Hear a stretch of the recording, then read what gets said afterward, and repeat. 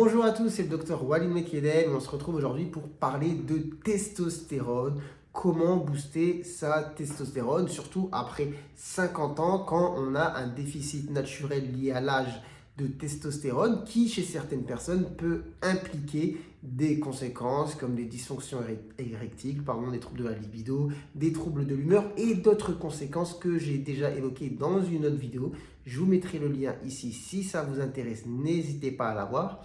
Nous, dans cette vidéo, on va s'intéresser directement à la testostérone, comment essayer de booster sa sécrétion. C'est un sujet quand même qui est en plus assez à la mode, qui a déjà été abordé. J'ai même déjà fait des vidéos avec le docteur Gilbert Boujaoudé de la chaîne Charles.co, peut-être vous connaissez. Il a déjà abordé, je pense, ce sujet, non je suis sûr, il a déjà abordé ce sujet sur sa chaîne. Moi, je le fais ici à ma sauce. De toute manière, ça vaut toujours le coup de répéter certaines choses, histoire que ça rentre bien.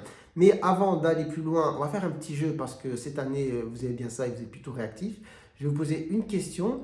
Donc, en général, en grande partie en tout cas, la testostérone chez l'homme est sécrétée par le testicule. Mais quel autre organe aussi dans le corps permet la sécrétion de testostérone? Si vous avez la réponse, mettez-la en commentaire. En attendant, on entre dans le vif du sujet. Comment booster sa testostérone? Alors, premier point, il faut perdre du gras. Donc le gras, le tissu adipeux, surtout au niveau abdominal, c'est vraiment un tissu à part entière, avec un rôle endocrine. C'est-à-dire qu'il va avoir un rôle sur les hormones. Il va avoir à l'intérieur ce qu'on appelle l'aromatase qui va permettre l'aromatisation de la testostérone. Qu'est-ce que ça veut dire tout ce charabia? Tout simplement, ça va transformer la testostérone en œstrogène. Bon, œstrogène, c'est les hormones prédominantes chez la femme. Donc bon, vous imaginez bien, si vous aromatisez beaucoup votre testostérone, ça va être le top du top. Donc, l'idée ici, c'est de se dire, on va essayer de réduire cet effet naturellement. Comment on va faire? On va essayer de perdre de la bidoche. Alors, effectivement, dit comme ça, c'est facile. En pratique, ça l'est moins. Mais bon, il faut trouver les solutions, les moyens tout doucement pour essayer justement de perdre du gras, de perdre en termes de périmètre abdominal. Moi ici, je vous donne les moyens naturels pour essayer de booster la testostérone. Après, je sais que ce n'est pas forcément facile à mettre en œuvre, mais en tout cas, premier point, perdre du ventre. Ensuite, deuxième point, eh bien, l'alimentation. Donc l'alimentation, très important d'avoir une alimentation saine, variée, on vous le répète tout le temps, mais c'est vrai que c'est important. Hippocrate disait une phrase, je ne sais pas si je saurais la restituer de même, mais ton premier remède est dans ton assiette. Est-ce que quelqu'un a la bonne phrase? Moi, ça ressemble à quelque chose comme ça, mais en gros, il faut vraiment chercher déjà les premiers traitements, entre guillemets, dans notre alimentation. Donc, éviter les produits transformés. Ça, on le répète beaucoup, c'est pas facile, surtout à l'ère où on est souvent pressé, on achète des trucs, on mange dehors, on achète des choses qui sont déjà préparées, mais tout ça, vous savez pas comment c'est fabriqué, vous savez pas ce qu'on vous met dedans. Et franchement, un exemple simple, une barquette, vous voyez les barquettes de carottes râpées que vous allez acheter déjà faites en supermarché. Bon, ça va très vite de râper ces carottes, d'en faire un stock, de les assaisonner, j'ai du mal à parler aujourd'hui, de les assaisonner et ça coûte pas plus cher, je pense. Et puis voilà, au moins vous savez ce que vous avez mis dans votre assiette et vous n'aurez pas de produits transformés. C'est déjà une chose. Et surtout, n'oubliez pas de bien nettoyer vos légumes et vos fruits parce que vous connaissez les histoires de pesticides, etc. C'est aussi ce qu'on appelle des perturbateurs endocriniens. Et ça, j'en viens dans un point qui va venir après, mais on peut enchaîner direct. On peut enchaîner sur les perturbateurs endocriniens. Donc, la liste est longue. Donc, je ne saurais pas tous vos citer. Ce qui est important de savoir, c'est que tous les produits, voilà, pesticides, produits chimiques, etc., ont une influence justement sur notre organisme. D'où l'importance parfois d'aérer la maison, de se promener en pleine nature, d'aller loin de la vie, de la pollution. Tout ça, c'est beau ce que je dis. Je sais que ce n'est pas forcément facile à mettre en place, mais évidemment, je vous dis des choses qui sont factuelles. Après, au sein justement de la maison, des choses à modifier. Les perturbateurs endocriniens sont très liés aussi à tout ce qui est plastique. Donc, le plastique, des fois, qu'on peut éviter, par contre, Ah, pardon, excusez-moi. Franchement, j'ai du mal à parler parce que j'ai eu des consultations. Bon, je vais ralentir un petit peu le rythme. Du plastique, par exemple, si vous avez une gourde, peut-être préférer voilà, un contenant qui ne contient pas de plastique, si c'est possible. Si vous avez des tupperwares, peut-être des tupperwares qui ne sont pas en plastique. Peut-être éviter de chauffer les aliments dans le micro-ondes avec le plastique.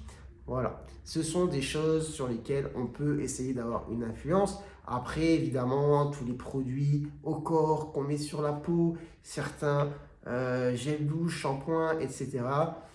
Bon, c'est pas facile, je suis d'accord avec vous. Et il y a un gros enjeu là-dessus sur les perturbateurs endocriniens. Je vais essayer de faire une vidéo sur le sujet, mais il y a des choses simples peut-être qu'on peut mettre en place au quotidien pour diminuer leur influence justement sur notre organisme.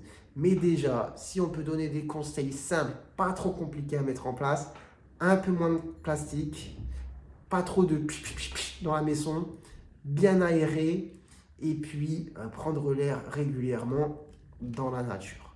C'est déjà pas mal. Et après, si on veut élargir la liste et rentrer plus dans les détails, j'essaierai de faire une vidéo sur le sujet. Ensuite, point suivant, j'ai parlé de quoi déjà? Perturbateurs endocriniens, alimentation et perdre du poids. Du coup, ensuite, ce qu'il faut faire, c'est l'activité physique. Et oui, surtout si vous avez un train de vie sédentaire, même si vous avez 50 ans là et que vous n'êtes pas sportif de base, il n'est pas trop tard. Il faut s'y mettre, ça va booster votre testostérone. De quelle manière faire de l'effort? Est-ce qu'il faut faire la muscu, le truc le sport pour lequel justement on parle très souvent de testostérone, il y a beaucoup de vidéos YouTube, comment booster sa testo pour gagner en masse musculaire, etc. Ou est-ce qu'il faut faire plutôt du cardio, de l'endurance? Bon, la question, elle est vite répondue, comme on dit sur Internet. Il faut essayer de mélanger les deux, d'accord? Il y a des études qui se penchent sur le sujet. Il y a des variations en fait qui diffèrent en fonction du type d'activité. Des fois, on a des pics importants après telle activité. Des fois, on a une augmentation de la testostérone un peu plus longue après telle activité.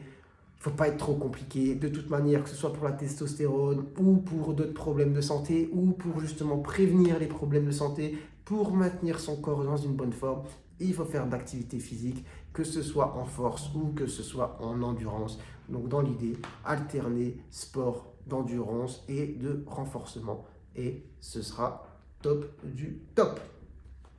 Et ensuite, dernier point sur lequel je voulais parler, je ne sais plus à vrai dire, le sommeil. Ah oui, le sommeil, très important.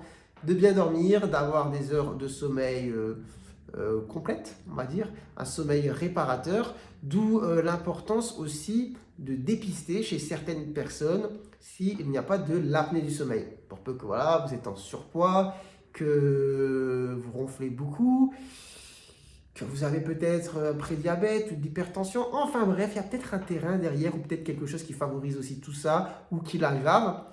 Peut-être de l'apnée du sommeil. Donc, si la question se pose, pourquoi pas faire un dépistage d'apnée du sommeil, peut-être une polygraphie ventilatoire, parce que si c'est le cas et qu'on peut ensuite essayer de travailler sur ça et de corriger, eh bien, peut-être justement qu'on pourrait avoir une amélioration au niveau hormonal. Et puis, bon, c'est pas, entre guillemets, très compliqué, entre guillemets, de se dire, bon, je vais me pencher sur l'axe sommeil.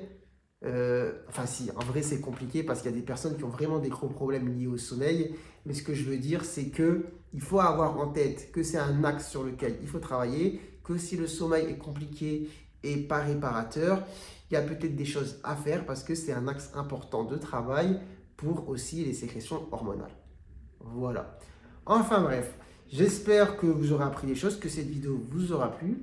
Si c'est le cas, n'hésitez pas à la liker, à la commenter et n'oubliez pas d'essayer de répondre à la petite question du début. Si vous l'avez oublié, je vous la répète. Quel est l'autre organe, à part les testicules, qui permet la sécrétion de testostérone? Si vous avez la réponse, n'hésitez pas à la mettre en commentaire. Et sur ce, moi je vous dis prenez soin de vous, prenez soin de votre santé et à très bientôt, je l'espère, pour de nouvelles vidéos.